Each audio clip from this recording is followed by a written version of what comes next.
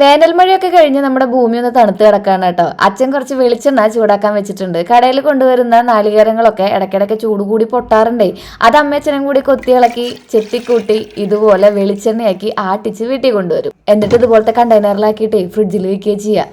ഇതേണ്ട ഇതാ വെളിച്ചെണ്ണ ഊറ്റിപ്പോ കിട്ടിയതാ. ഇതിന്റെ ഉള്ളിലത്തെ സാധനം ഈ അടി ഭയങ്കര ടേസ്റ്റാ. നാളികേരത്തിന്റെ പുറമേയുള്ള കറുത്ത ഭാഗം എനിക്ക് ഡയറി മിൽക്കിനേക്കാളും ഇഷ്ടത്. അച്ഛൻ ചീത്ത പറയാതെ തന്നെ തിന്നണ്ടാ പറഞ്ഞിട്ട്, പക്ഷെ ഭയങ്കര ടേസ്റ്റാ. കൊളസ്ട്രോള് വരുന്നത് അറിയില്ല.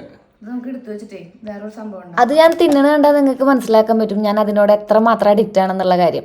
അധികമായ അമൃതും വിഷം എന്ന് പറയുന്ന പോലെ തന്നെ ഇത് അധികം വാരി കഴിക്കുന്നത് ശരിയല്ല. വല്ലപ്പോഴൊക്കെ ഒരു സ്പൂണ് ഒരു ആഗ്രഹത്തിന് എന്നുള്ള പേരിലല്ല ഞാൻ കഴിക്കുക. ഇത് ഇരുന്നിരിപ്പിലൊക്കെ ഞാൻ തിന്നു തീർക്കുന്നേ. അപ്പോൾ അത് കുറയ്ക്കാൻ വേണ്ടിയിട്ട് അന്നത് കളയാണ്ടിരിക്കാനും കൂടി വേണ്ടിയിട്ട് പുതിയൊരു സംഭവം, ഒരു മേക്ക് ഓവർ സൃഷ്ടിക്കാം നമുക്ക്. ഒരു അരമുറി തേങ്ങ എടുത്തിട്ടുണ്ട് കേട്ടോ. നല്ല വലുപ്പമുള്ള നാളികേരത്തിൻ്റെയാണ്. അപ്പോൾ നമുക്ക് അത് വേണമെങ്കിൽ ഒരു മുറിയൊക്കെ എടുക്കാം. നിങ്ങൾക്ക് അളവനുസരിച്ച് കൂട്ടിയും കുറച്ചൊക്കെ എടുക്കാം. ഇതൊരു പ്രത്യേകതരം പ്രോസസ്സാണ്. ചെയ്തു വരുമ്പോഴാണ് നിങ്ങൾക്ക് മനസ്സിലാവുള്ളൂ ഇതിനെ കൊണ്ട് ഇങ്ങനെയും ചെയ്യിക്കാൻ പറ്റുമെന്ന്.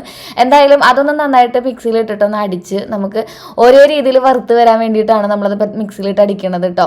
എന്നിട്ട് അതൊന്ന് ചട്ടിയിലിട്ട് നന്നായിട്ട് വറുത്ത് അത് നന്നായിട്ട് വറുത്ത് വരുമ്പോൾ അതിൻ്റെ ഉള്ളിലേക്ക് നമ്മുടെ ഈ ഒരു എന്താ പറയുക, തേങ്ങരി അടിക്കാടി ഉണ്ടല്ലോ, അത് നമുക്ക് ഇട്ട് കൊടുക്കാം കേട്ടോ. ഇത് കുറച്ചധികം വെളിച്ചെണ്ണ ഉണ്ടായിരുന്നു കേട്ടോ. അത് കാരണം കൊണ്ടാണ് വെളിച്ചെണ്ണ ഇങ്ങനെ ധാരാളം മുകളിലേക്ക് പൊന്തിക്കുന്നത്. ഇത് പിന്നെ അധികം കഴിക്കൊന്നും വേണ്ട. പിന്നെ നമ്മളിത് കറിയിലേക്കാണ് ഉപയോഗിക്കാൻ പോകുന്നത്. വറുത്തരച്ച തേങ്ങാക്കറി ഉണ്ടല്ലോ, അതാണ് നമ്മൾ സെറ്റാക്കാൻ പോകുന്നത്. അതിലേക്ക് നമ്മൾ വെളുത്തുള്ളി, കുഞ്ഞുള്ളി, അതുപോലെ തന്നെ കുറച്ച് കറിവേപ്പിൻ്റെ ഇലയും പിന്നെ ഇഞ്ചിയും കൂടെ ഇട്ട് കൊടുത്തിട്ട് നന്നായിട്ടൊന്ന് ഇളക്കുക. എന്നിട്ട് അതൊക്കെ നന്നായിട്ട് മൂത്ത് വരുമ്പോൾ നമുക്ക് പൊടികൾ ഇട്ട് കൊടുക്കാം കേട്ടോ. മുളക് പൊടി, മഞ്ഞൾപ്പൊടി, പിന്നെ മല്ലിപ്പൊടി, കുറച്ച് ഗരം മസാല ഇട്ട് കൊടുത്തിട്ട് നമുക്കിത് നന്നായിട്ടൊന്ന് ഇളക്കാം. ഇത്രയേ ഉള്ളൂ പരിപാടി കേട്ടോ. എന്നിട്ട് ഇത് തണുക്കുമ്പോൾ നന്നായിട്ട് നമ്മളൊന്ന് മിക്സിയിൽ അടിച്ചെടുത്തിട്ടുണ്ടെങ്കിൽ നമുക്ക് വറുത്തരച്ച കറികളുണ്ടല്ലോ, കൂർക്ക, കടച്ചക്ക, അതുപോലെ തന്നെ ഇസ്റ്റുക്കറി. നമ്മുടെ തൃശ്ശൂരൊക്കെ ഇസ്റ്റു ഉണ്ടാക്കും, ഉരുളൻകിഴങ്ങ് കൊണ്ട് ഇസ്റ്റുക്കറി ഉണ്ടാക്കും.